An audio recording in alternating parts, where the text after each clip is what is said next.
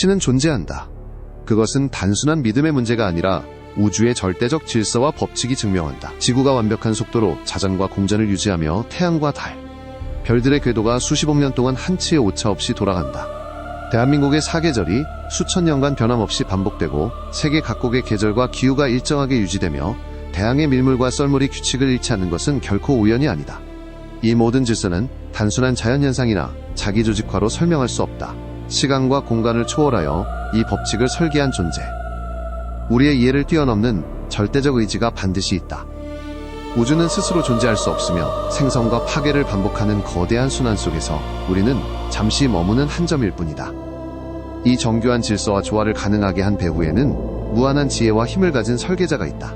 그분이 바로 신이다. 그리고 그 신은 인간과 계약하지 않는다. 신은 강제적인 법과 제사, 재물을 요구하지 않는다. 오직 인간이 스스로 깨닫고 진실을 찾기를 기다리신다.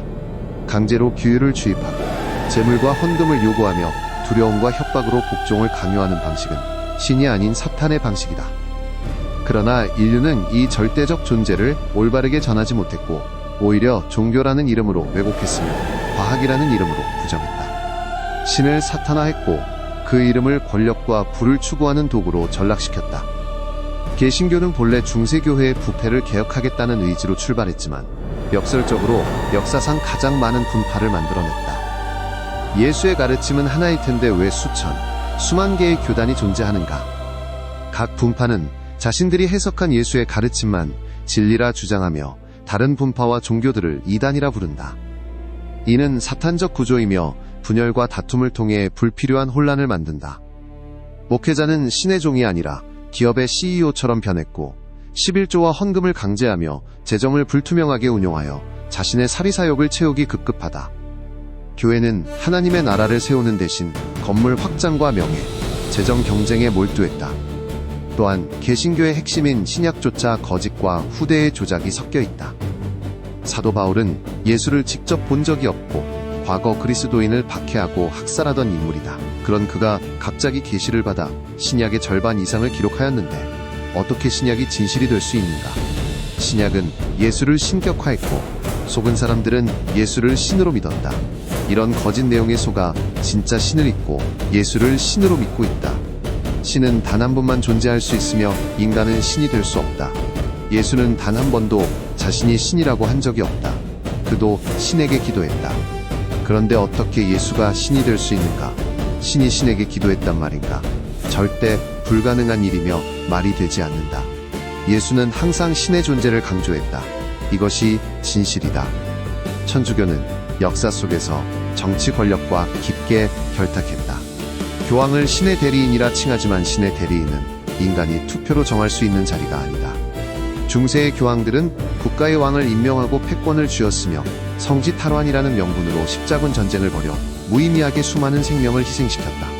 면죄부 판매는 죄를 돈으로 없앨 수 있다는 사탄적 논리였고 금과 보석으로 치장된 성당은 예수께서 꾸짖으신 성전 장사꾼의 모습 그대로다. 삼위일체 교리 역시 성경에 없는 개념이며 인간을 신격화하는 신성모독이다. 또한 바티칸엔 사탄의 상징들이 너무나도 많다. 베드로 광장의 오벨리스크는 우상 숭배의 상징이지만 철거하지 않았고 베드로 광장의 원형 구조는 오벨리스크와 결합되어 태양 숭배와 점성술의 상징 구조와 유사하다. 또한 루시퍼가 포함된 찬송가를 부른다. 이 외에도 바티칸 천문학 문양, 태양광 후광, 물고기 모자, 붉은 신발, 삼중관, 뱀 문양 등의 상징들이 있다. 이슬람교는 알라의 뜻을 전한다는 명분 아래 확장했고 쿠란 이후 하디스라는 후대 경전을 덧붙여 남녀 차별과 폭력을 정당화했다. 일부 지도층은 종교와 정치를 동일시하며 권력을 강화했고 극단주의는 쿠란의 가르침을 왜곡해 테러를 정당화했다. 극단주의 테러범들은 천국에서 72명의 처녀를 상으로 받는다는 말을 진심으로 믿고 천국행 여권을 발급받는다. 그리고 자신의 목숨을 바쳐 신의 뜻이라는 말을 하며 테러 행위를 벌인다. 하지만 쿠란 어디에도 그런 말은 없다. 쿠란에선 무고한 생명을 해치는 것은 전 인류를 죽이는 것과 같다. 라는 가르침만 있다. 72명의 처녀는 하디스에 적힌 구절로 권력자들은 이런 거짓된 말들로 신도들을 세뇌하여 살생을 일삼고 있다. 힌두교는 수많은 신화와 철학을 지녔지만 카스트 제도를 종교적으로 합리화하여 수천 년간 계급 차별을 지속시켜 사람들을 억압했다. 신 앞에서 모든 영혼은 평등하지만 태생적 차별을 신의 뜻이라 가르쳤다. 신전은 황금과 보석으로 장식되었지만 신전 밖에는 굶주린 자들이 넘쳐났다. 이는 영적 깨달음이 아니라 물질적 부를 추구하는 종교 권력의 민낯이다. 불교는 깨달음과 해탈을 추구한다고 말하지만 역사 속에서 권력과 재물을 놓지 않았다. 사찰은 막대한 재산을 보유했고 일부 고위 승려는 사치와 부패에 물들었다. 조선시대에는 정치 권력과 손잡아 사병을 거느리기도 했다. 최근 불교의 나라 태국과 중국의 소림사에서도 성추문이 터져나왔다.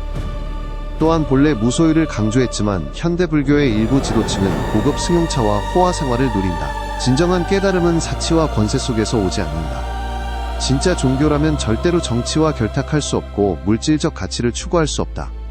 왜냐하면 권력은 필연적으로 부패를 낳기 때문이다. 그러나 역사를 보면 모든 주요 종교가 정치 권력과 손을 잡았고 때로는 정치 그 자체가 되었다. 이 과정에서 종교의 순수성은 사라지고 신의 이름은 권력의 도구가 되었다. 신은 헌금을 강요하지 않으며 금과 보석을 원하지 않는다. 종교가 권력을 쥐는 순간 부패는 필연이 된다. 11조를 내지 않으면 저주받는다는 말은 거짓이며 신을 팔아 세금을 걷는 행위에 불과하다. 물질적 가치와 권력을 추구하고 있는 현재의 모든 종교들은 타락했고 사탄화되었다. 이 명백한 진실을 그 누구도 몰랐다고 할 수 없다. 그저 현실에 굴복하고 타협하고 아첨하여 자기 합리화로 방어할 뿐이다. 우리는 이 거짓된 종교에 세뇌당하였고 이제는 깨어나야 한다. 신은 실제하며 우리 모두를 항상 지켜보신다.